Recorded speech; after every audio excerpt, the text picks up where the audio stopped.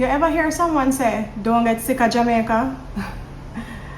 I get it, our public healthcare system isn't the best, okay? It has its problems, but today, I want to talk about what's really going on. Because I just did a video about moving back to Jamaica, and so many of you guys in the comments said, yes, I want to move back too, but the healthcare system is a problem.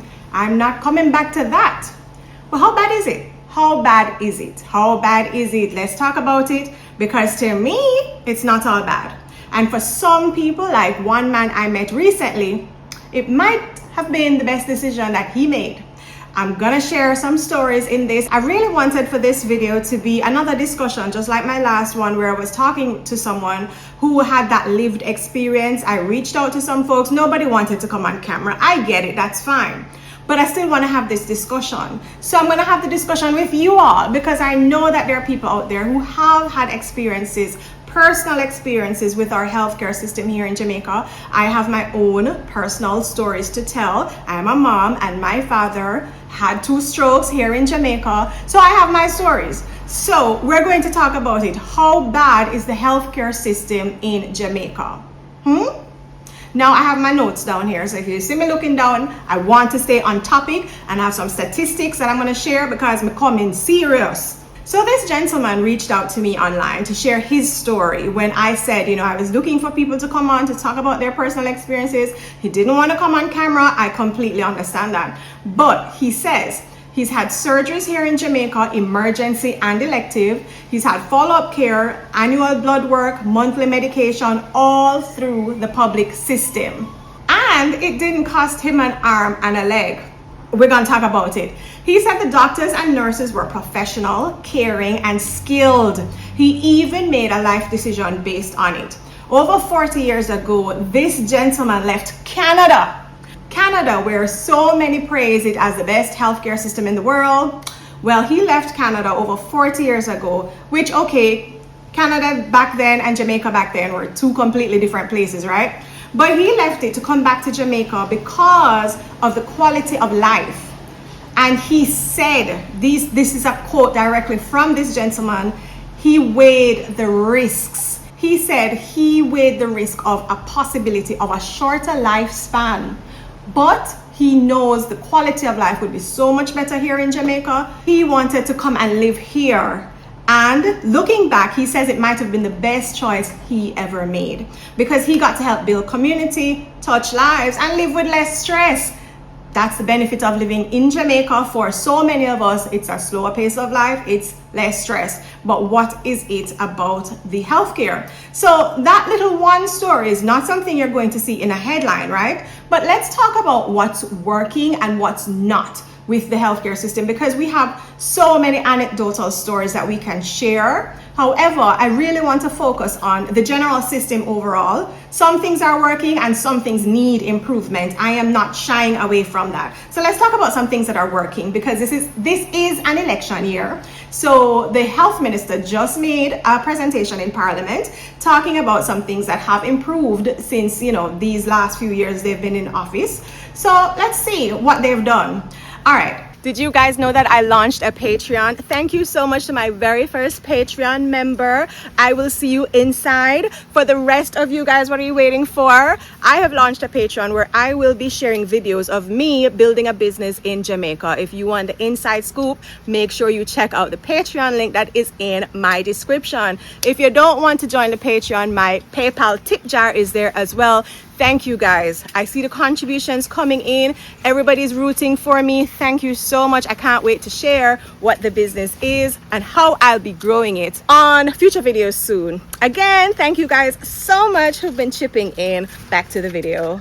He says that more Jamaicans are using health centers instead of crowding hospitals. Last year, there were 300,000 more health center visits and 250,000 fewer hospital visits. What does that mean? It means that you may not be visiting a big fancy hospital when you need health care as you would in first world nations, However, we have some very nice healthcare centers here in Jamaica, scattered all throughout the island, that you can visit for your healthcare needs. You don't have to go to a hospital for every little thing. You have a healthcare center nearby that is pretty and fancy and up to the time that you can go to for your needs. And so, although some of our hospitals, they need the upgrade, you might not have to go to a hospital for every little thing. Healthcare centers are there and they are equipped and ready to help. He says that the National Health Fund now covers 5 types of cancer. This is a big one for a lot of folks. Breast, prostate, lung, colorectal, and multiple myeloma cancers are covered under our National Health Fund.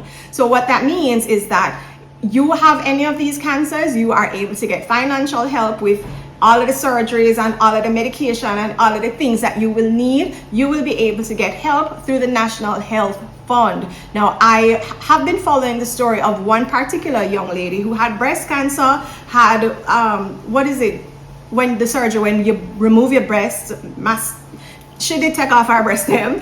And, I've been following her ups and downs with it. She has to be getting MRIs, I think annually, or I don't know how often she does the MRIs. And she will tell you how sometimes she have to go way across the island to find a working MRI machine. I know how frustrating that can be. However, she still says that, I'm grateful that there are working MRI machines and that some of the cost is covered under my insurance, so I don't have to be bleeding out of my pocket. We all know how expensive cancer care can be, to get these MRIs and these big surgeries. We know how expensive that is, the medication for some of these things. So to have some of these things covered under the National Health Fund, that is a blessing to people who, you have these big issues, these big medical issues, and you're saying to yourself, I would never return home because the care is just subpar in Jamaica. I will not compare it to first world. I'm not saying that, what I am saying is we do have the care available. How long you have to wait, that's a different story. But let us continue on. So let us talk about some of the challenges that I do acknowledge.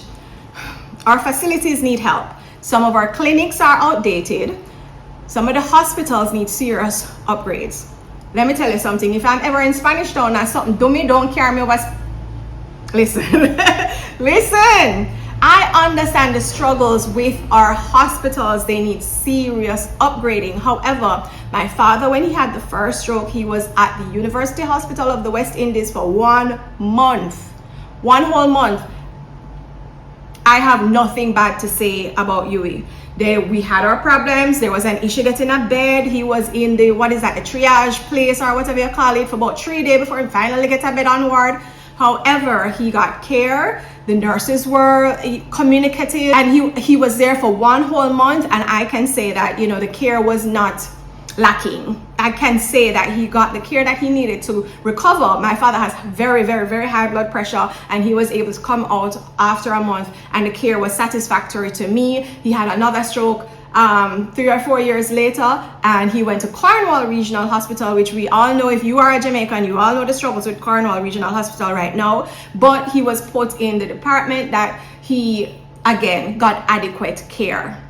Now I had to make some calls and pull some strings and try and, get him the help that he needs, because in Jamaica, like it is a lot of places elsewhere in the world, it is who you know and who know you. You want the best care, you call who you know and try and get the best care possible. However, the care is available is what I'm saying. Now, the wait times for things like CT scans, MRIs, and elective surgeries, all right, that can stretch. That can definitely stretch. I just shared the story that I was following online about the young lady who she's been, in the MRI struggle. I get it. Here is where I will give you this one. Our emergency medical services are non-existent. Like, outside of maybe private ambulances, if you have a car accident, I get it. I get that fear. And especially with how we drive on the road, like, so we have EMS top of the line services. Listen, I get that part. If you have an accident on the road, dog, near me a supper, you are going to be taken up and put in the nearest vehicle, truck, back, whatever is available, and taken to the hospital. It is very, very rare that there will be like an emergency service who can come and offer on-site care and make sure you go on the gurney or the stretcher or whatever they call it and give you whatever medication that you need and stop the bleeding and all of these things. And we know that in a situation like an accident, of course, that is a life and death situation. You know, you take up someone and put them in the backseat of a car, you might just have ended their life right there. It is so I get that. And our EMS services, our EMS needs work. That is the part where I throw up my hands and say, yes, Papa Jesus, our healthcare system is trash. That part needs work. That part needs work. There's a big gap there, and lives are lost because of that, because we don't have proper EMS services. I know that's a redundancy, but we don't have proper emergency medical services, and we need to work on that for sure. But here's what's happening now, because as I said, it's an election year, and so the government might do some work, you know, some work is happening. So what's happening now? Since 2016, over 138 health centers have been upgraded. That's what they say. Right now, that's not since 2016, right? Right now, 13 hospitals and 11 health centers are under construction. Jamaica has 14 parishes, 15. One is, I don't know, what am I do? But 13 hospitals are currently under construction. To me, I think that is amazing. That is a big deal. That should be shouted from the rooftop. That signals that we are heading in the right direction. And so let it not be said that our healthcare system is trash and we are not working on it, because this signals to me work is being done, and our healthcare system will rival the best of the best when, you know, all of this work is put in. That includes massive renovations at Cornwall Regional Hospital and 11 new operating theaters, a bigger ICU, an upgraded accident and emergency, which I just spoke about, right? He says the government invested 11.5 billion with a billy with a B, Jamaican dollars in these projects, right?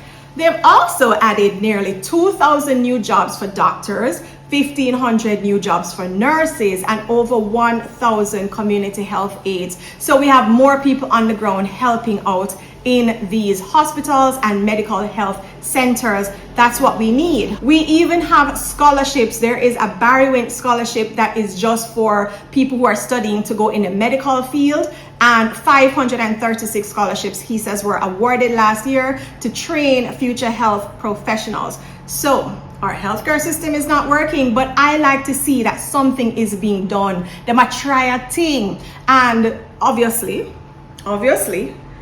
when it comes to your health, you don't want your about to try a thing. It only takes one emergency, one something to go wrong for you, one anecdotal story to change your mind and be like, I will never live in Jamaica because our healthcare system isn't the best. However, I do want to pose to you that we have to look at the fact that the quality of life you're living in Jamaica might lead to you not needing health care as often as you would somewhere else. Let us talk about it. The quality of the food, the air that you're breathing, the more movement that you're doing, all of these things, just being less stress in a Jamaica, all of these things can contribute to you perhaps not needing healthcare so much until you get up in an age and you know, say, all we are right, we're gonna have our little something. But now I don't want to compare the healthcare system in a developing nation with that in first world countries. That's not what I'm trying to do at all. However, don't make it seem as if it is perfect elsewhere, because we know the wait times in Canada and UK and even in the US for some things, you have to wait years for some of them. I have heard my friends say that they have to wait so long to see their primary care physician if something is going on inside of you and you feel kind of off. By the time you get to the doctor, whatever they feel kind of off, mushroom into something big. In Jamaica, you walk into a clinic and you pay a little money and you're good. Or if you don't have no money, you walk into a public clinic and you're seen, you don't have to pay no money. So I don't want to compare, as I say, But me just say, how bad really and truly is it? Let's talk about racism as well. It is something that we have to talk about, because we have seen statistics have been shown that even wealthy black patients often get lower quality care than white patients with similar insurance. So not only are you dealing with long wait times and expensive healthcare, you are not sure if you are going to be faced with racism, with the doctor not believing you when you enter these hospitals in certain parts of the world. So for me, the question really and truly isn't, is Jamaica's healthcare system the worst out there? It's, what are we doing to improve the healthcare system? And can we have an honest conversation about what's working and what's not? I have friends who fly back to Jamaica for their annual blood work, their dental care, things like that, things that aren't critical, but you need to get it done to make sure that you remain in good health. Think about that for a minute. They fly back. It is cheaper to fly, to get on a flight, to come a yard for those services than it is to pay for out of pocket, if you don't have insurance, for some of these services in first world countries. That right to you? That sound like it makes sense? If I want to clean my teeth, I can get my teeth cleaned here in Jamaica, top of the line service, for $50 US. How much does it cost for you to clean your teeth? Be honest. Drop the figure down below. You see that man who returned from Canada? He knew the risks. But for him, the joy, the peace, the connection he found in Jamaica outweighed all of that.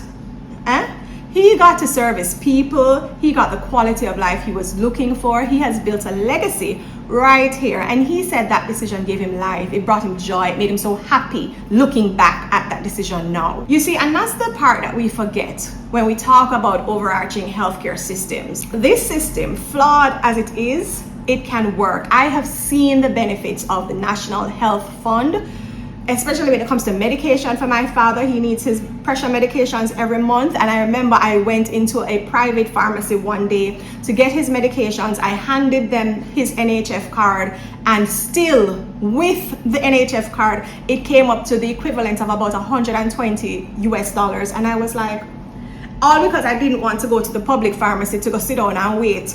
You know how long it's going to take in a public pharmacy to get free drugs. Well, I did go wait because I'm not spending $120 US every month for convenience. Maybe go sit down and wait. So the system, flawed as it is, it can work. It can work. I have seen people get eye surgery to fix glaucoma for absolutely free. I have seen people go through their entire pregnancy, give birth, not spend an arm and a leg for that whole experience. So it's flawed, but it does work. Our healthcare system is not the worst in the world. It needs support, it needs funding, but I see where work is being poured into it, and I do believe that we are on the verge of a better Jamaica. And if you are intentional about it, you can make sure that when you come to Jamaica, your quality of life keeps you out of our healthcare system